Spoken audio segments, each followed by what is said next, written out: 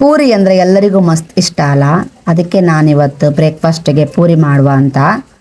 Hi, welcome back my YouTube channel. ನಾನಿವತ್ತು 1/4 kg ಮೈದಾ ಹಿಟ್ಟು, ಅರ್ಧ kg ಗೋಧಿ ಹಿಟ್ಟು, ನೆಕ್ಸ್ಟ್ ಅದಕ್ಕೆ ಸ್ವಲ್ಪ ಉಪ್ಪು, ರುಚಿಗೆ ತಕ್ಕಷ್ಟು, ಎಷ್ಟು ಬೇಕಾದ ಗೊತ್ತಿರುತ್ತೆ ಅಷ್ಟೇ ಹಾಕಣ್ಕ.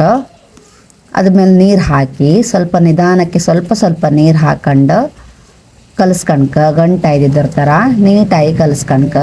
ಸ್ವಲ್ಪ ನೀರು ಹಾಕಣ್ಕ, ಒಂದೇ ಸಲ ನೀರು ಹಾಕಂಕಾಕ. ಎಂತಕ್ಕಂದ್ರೆ ಜಾಸ್ತಿ ನೀರಾದರೆ ಹಿಟ್ಟು ಕಲಿಸ್ಕೊಂಬ ಕಷ್ಟ ಆಗ್ತು, ಅಂಟಾಗ್ತು. ಇದೇ ಥರ ಮೆದುಗೆಲ್ಲ ಕಲಿಸ್ಕೊಂಡು ನಿಧಾನಕ್ಕೆ ಕಲಿಸ್ಕೊಂಡು ಅದನ್ನ ನಾದಕ್ಕೆ ಚಂದ ನಾದಿ ಒಂಚೂರು ಎಣ್ಣೆ ಹಾಕಕ್ಕಂದ್ರೆ ಸ್ಮೂತ್ ಬರ್ತದೆ ತಿನ್ನು ಅಂತ ಒಳ್ಳೆ ಮಾಡಿ ನಾದಿ ಇಟ್ಟಿದ್ದೆ ಕಣೆ. ನಾನು ನೈಟೇ ನಾದಿ ಇಟ್ಟಿದೆ.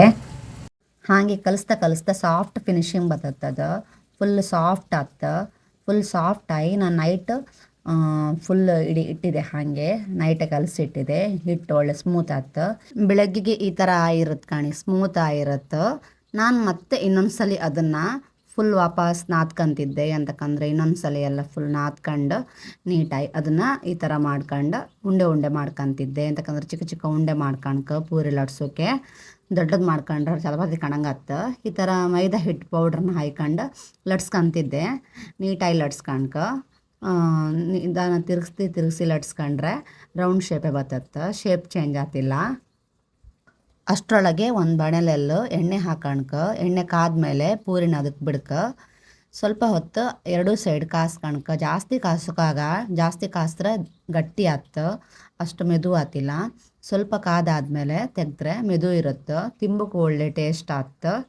ಪೂರಿ ಏನೋ ರೆಡಿ ಆಯಿತು. ಅದರೊಟ್ಟಿಗೆ ಬಾಜಿ ಮಾಡ್ಕಲ್ಲ, ಬಾಜಿ ಇದ್ರೆ ಮಾತ್ರ ಟೇಸ್ಟ್ ಆಗ್ತು. ಒಂದು ಬಾಣಲೆಗೆ ಸ್ವಲ್ಪ ಎಣ್ಣೆ ಹಾಕೊಂಡು ಎಣ್ಣೆ ಕಾದ್ಮೇಲೆ ಸಾಸಿವೆ ಹಾಕಣ್ಕ.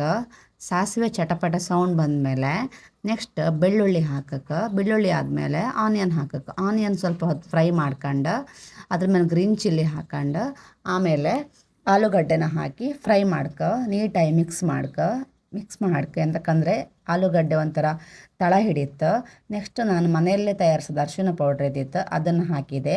ಅದನ್ನು ಹಾಕಿ ನೀಟಾಗಿ ಮಿಕ್ಸ್ ಮಾಡ್ಕೊಳಕ್ಕೆ ಲೋ ಫ್ಲೇಮಲ್ಲಿ ಎಂತಕ್ಕಂದ್ರೆ ಇಲ್ಲಾಂದರೆ ಆಲೂಗಡ್ಡೆ ಅಡಿ ಹಿಡಿಯುತ್ತೆ, ಅಷ್ಟು ಟೇಸ್ಟ್ ಆಗ್ತಿಲ್ಲ. ಸೊ ಅದಕ್ಕೆ ನೆಕ್ಸ್ಟ್ ರುಚಿಗೆ ಎಷ್ಟು ಉಪ್ಪು ಬೇಕೋ ಅಷ್ಟು ಹಾಕಿ ಹದಕೊಂಡು ಹಾಕಿ ಅದ್ರ ಮೇಲೆ ಮಿಕ್ಸ್ ಮಾಡಿ ಅದ್ರ ಮೇಲೆ ಒಂಚೂರು ನೀರು ಹಾಕಿ. ಅಂತಕ್ಕಂದರೆ ಆಲೂಗಡ್ಡೆ ಬೇಯ್ಕಲ್ಲ, ನೀಟಾಗಿ ಬೇಯುತ್ತೆ ನೀರು ಹಾಕಿದ್ರೆ. ಅದಾದಮೇಲೆ ಸ್ವಲ್ಪ ಕಾಯಿ ತುರಿ ಹಾಕಿದ್ರೆ ಆಲೂಗಡ್ಡೆ ಬಾಜಿ ಟೇಸ್ಟ್ ಆಗ್ತು. ಅದಾದಮೇಲೆ ಅದನ್ನು ಮಿಕ್ಸ್ ಮಾಡಿ ನೆಕ್ಸ್ಟ್ ಒಂಚೂರು ಅದ್ರ ಮೇಲೆ ಕೊತ್ತಂಬರಿ ಸೊಪ್ಪು ಹಾಕಿ. ಹಾಗೆ ನನ್ನ ಚಾನಲ್ನ ಸಬ್ಸ್ಕ್ರೈಬ್ ಮಾಡಿ. ಇದೇ ಥರ ಹೆಚ್ಚಿನ ವೀಡಿಯೋಗೋಸ್ಕರ ನನಗೆ ಸಪೋರ್ಟ್ ಮಾಡಿ. Thank you.